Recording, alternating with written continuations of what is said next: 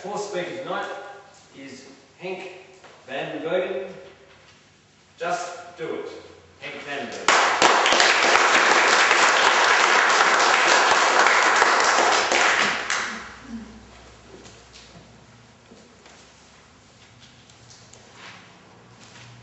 I'm sorry I just can't do this.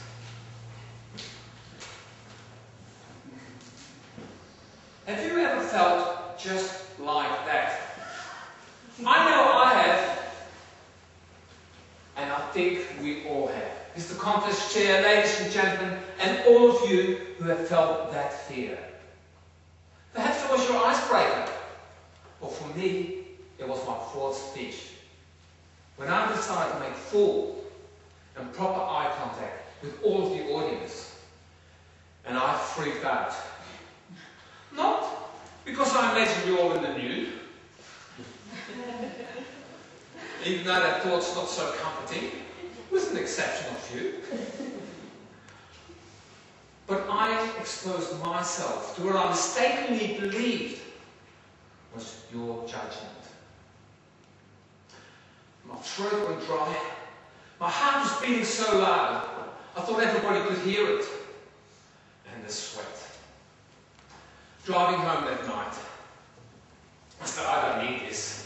And I wasn't sure if I was coming back. But here I am. And here we all are.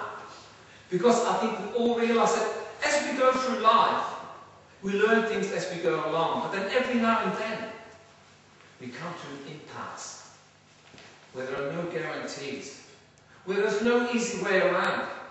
Sometimes we realize you have to just do it. Just do it! And you know who does it best? Babies. Babies, when they learn to walk, they don't say, oh, I can't do this. No. And you know why? Babies can't talk yet. Babies don't even see I can't do this as an option. But somehow children learn that it is. Can you remember when you were a child?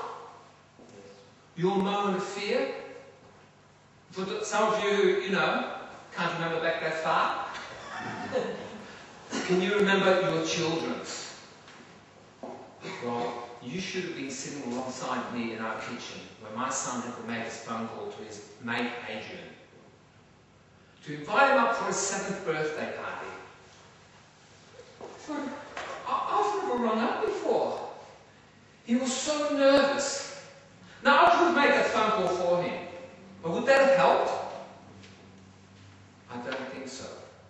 Instead, to encourage him, I said, Chris, babies are practically born knowing nothing. Everything they learn, everything we know, we learn by giving it a go. But Chris had other things on his mind. What if Alan answers? His mate's father, big bad Alan. Christopher needed a lot of encouragement, needed a lot of inspiration. And I thought this was a good time to tell him my jump in the creek story. I said, Christopher, I know exactly how you feel. I was afraid like you was when I was your age. Because my mates and I, we used to muck around the local creeks. Now, these weren't crystal clear waters. These were stagnant, rat-infested cesspools. And the smell wasn't Chanel. They were, you just wouldn't want to fall in. Now, one day, we came to a part of the creek that was potentially jumpable. And all my mates were looking at me. I said, what? I said, you first. I go, easy peasy. But inside, I was terrified. 3 times I almost jumped. Each time the adrenaline was racing through my body. But each time I chickened out. Until I finally realized, Hank, the only way you're going to know whether you can jump that creek or not is to stop talking to yourself and just do it. So ladies and gentlemen, I took the biggest jump of my life that day. For a 7-year-old. I said to Chris, just like babies learning to walk, it doesn't matter if you fall. It matters if you don't try at all. Well, I hovered above that creek for a second and then landed right on the other side was room to spare. Boy, was my success, and the adrenaline still bumping through my body. I jumped right back there.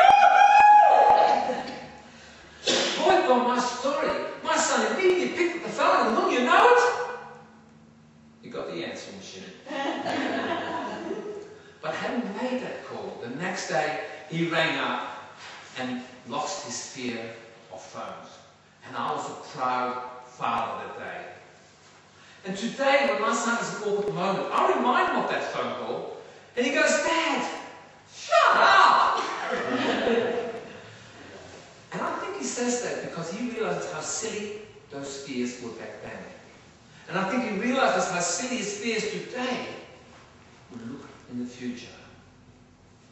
Or maybe he just wants his dad to shut up. Ladies and gentlemen, next time you're faced with an awkward moment, will you be going, what if, what if, what if? This is not a time for what if. This is a time for giant leaps of faith into the seemingly unknown. And when you land squarely and safe on both your feet, look back to where you once stood. And all you will see is your what ifs, your self-doubt, and your imaginary fears. Where you left them as you go to greater and bigger challenges in your life, knowing that you did it. Knowing that sometimes you just got to do it. Just